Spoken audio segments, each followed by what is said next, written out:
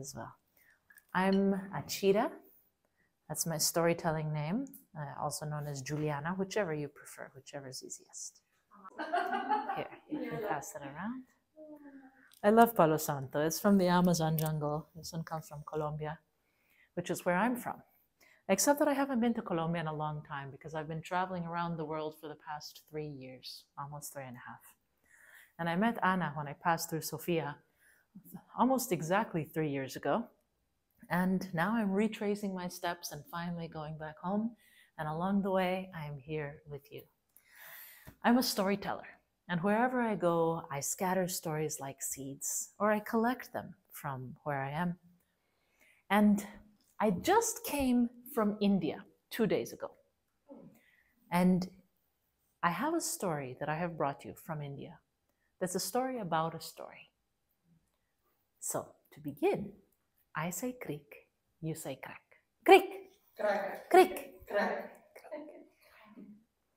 Once upon a time, not that long ago, there was a little girl, rosy-cheeked, gap-toothed, smiling little girl who always waved hello whenever strange people came by. A little girl who had a story and had a song. And oh, it was the funniest, sweetest story you could ever imagine. It could bring a smile to even the saddest person. And the song, oh, that song, it could well joy up even in the darkest of hearts and make even the grumpiest of grandpas stand up straight and dance around, forgetting their pain. This story and this song would have been very useful to her father and mother, who were always weighed down by cares and worries, if they had ever heard them, of course. Mm-hmm.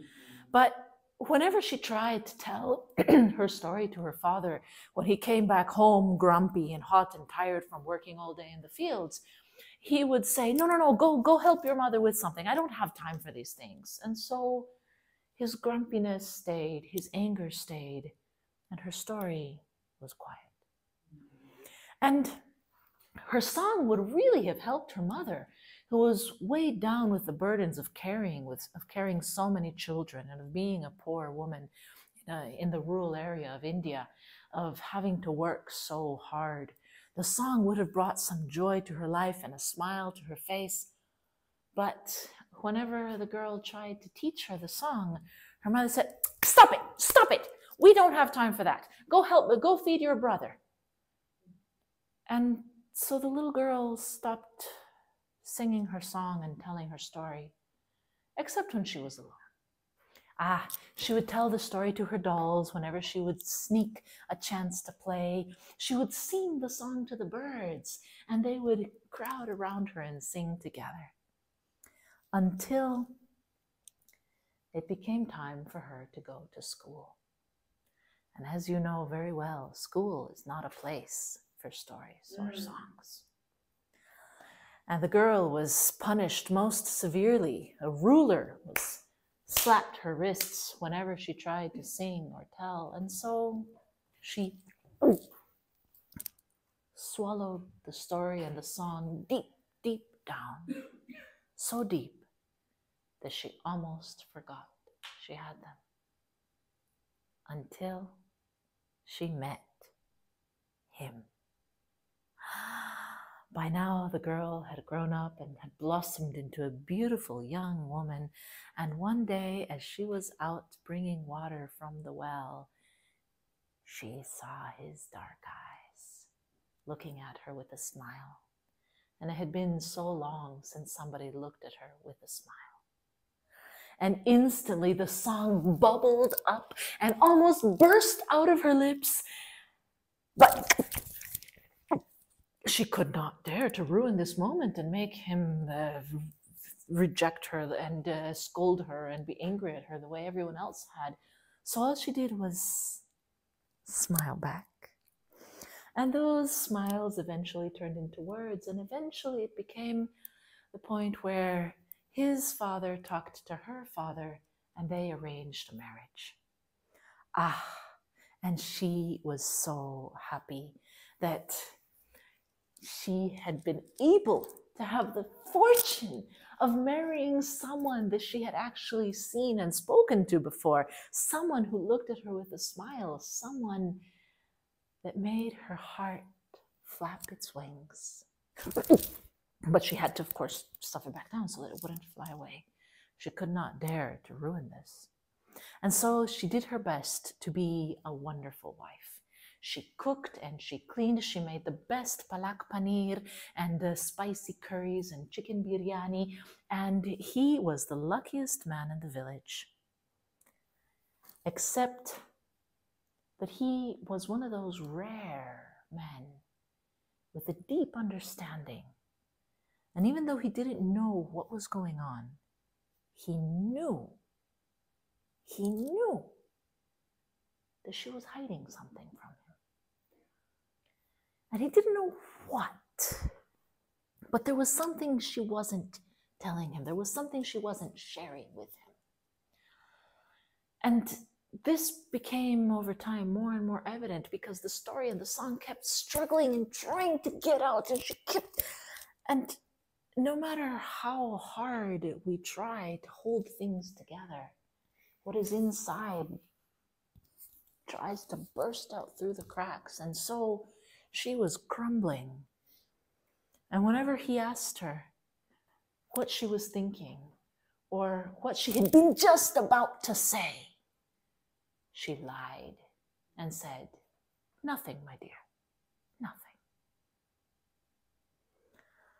And so this continued, and it started driving a space between them, a silence, a little bit of distrust, a little bit of brokenness on each side, until the night when it was just too much to bear. Because you see, stories and songs are meant to flow free. They hate to be locked inside. And that night, as the wife slept, she dreamt. And as she dreamt, she sighed, and as her mouth opened, poof, they popped right out of her mouth and dove under the bed. And there they hid. And finally, she slept deeply without dreams because the story and the song were no longer chattering around inside. Finally, she had silence. And the story and the song hid under the bed, waiting for the moment that the man and the woman would wake up and go outside and open the door, and they could sneak out and be free. Well, the wife got up early first, as women always do, and she prepared the breakfast, the paratas with cheese for her husband, and the milk chai with masala spices. And she had them ready for him before he went out into the fields. And as he was about to head out, well, he kissed her goodbye, as he always did, even though there was a bit of silence. They did not say good morning to each other. They did not say goodbye. And as he was about to open the door, well, the story and the song, they crept out, sneaking. But, no, he closed it too fast. They did not get out, and the woman was going to see them, and so they transformed. Stories and songs have the capacity to do that, you know. And so, since stories love to travel the world, the story took on its favorite shape, a sturdy pair of boots, great for walking strange new paths. And since songs love to fly with the birds, it turned into a great pair of wings. No, I couldn't do that. That would be very suspicious. And so it turned into a coat, close enough, and hung itself on the peg right by the door. And, well, the woman had plenty of other things to do, and she did not really notice that there was an extra pair of boots and a strange coat hanging there on the door. And so she swept and she organized and she cooked and she cleaned. And that afternoon, when her husband came back and opened the door, the first thing he saw was a pair of man's boots and a man's coat that were not his. "Darling," he said, "do we have a visitor?" "What?" she said. Of course not. What are you talking about? I would never receive somebody alone. I said, then who is here? And he came inside, leaving the door open. And the boots ran off into the world, and the coat flapped its wings and flew away. What do you mean there's nobody here? He said. There's a pair of boots. There's a coat right there in the entryway. Why are you telling me there's nobody here? And the wife said, what are you talking about? There's no boots or coat, and I haven't had anybody here. And the man said, but there just was. Come, let me show you. And so she followed him, and he went, and there was nothing there. He said, I knew it. You have been cheating on me all this time. There was a man here, and he just ran out the door, and you have been hiding this from me. And she, how dare you accuse me of cheating? What is wrong with you? I have always been faithful to you. You have been hiding something from me. I know you have. They're always like... And words turned to shouts, and shouts turned to screams, and finally, in anger, the man slammed the door on his way out, and he walked off into the night, leaving the woman crying,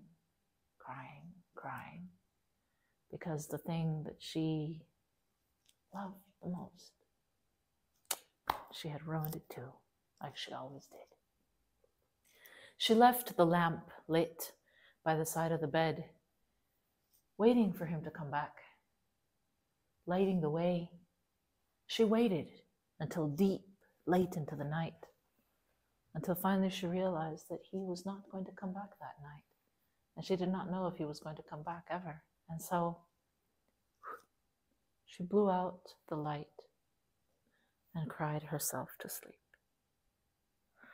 Meanwhile, the man had been wandering back and forth, up and down the streets, angrily kicking at the stray dogs and just not knowing what to do with himself. And finally, when the night was deep and cold and quiet, he went to the temple to curl up in a corner and try to get some rest. But he could not sleep, of course. As he lay down in the corner, he closed his eyes and stayed still. And meanwhile, the lights of that temple, I do not know which god or goddess this temple was for, but temples in India are strange, magical places. And this particular temple happened to be the one where all the lights gathered at night after they had been blown out. And as the man was lying there in the corner, deep into the night, past midnight, finally, the last little flame that was missing, boop, popped up in the center. Have I got some juicy gossip for you? Shh! All the other lights said, shh, he's sleeping there in the corner. Wait, aren't you from his house? Yes, I am. Oh, don't wake him up. Tell us. What happened? Why are you here so late? Why is the man? And the man, of course, who was not asleep, he overheard these things and carefully started paying attention. Oh, I have the gossip. Well, so it turns out that this lady, she had a song and she had a story and she never told her husband, and so and then they escaped and she told the whole story. And so the man thinks that he's cheating on her. And now he's sleeping there in the corner and he has no idea. Oh, the drama. This is better than any of those telenovelas that you see sometimes. And when the man heard this, he jumped up, thank you! And he ran straight back to the home and he burst open the door and he hugged his wife and he said, I thank you. I'm so sorry for accusing you of cheating me. I'm so sorry, but I understand now. I understand. Please, I would be so delighted. I've always wanted to know you. That's the only thing I've ever wanted. Please, I want to hear your story. I want you to sing me your song. What story? What song? Said the girl. It was too late. They were gone.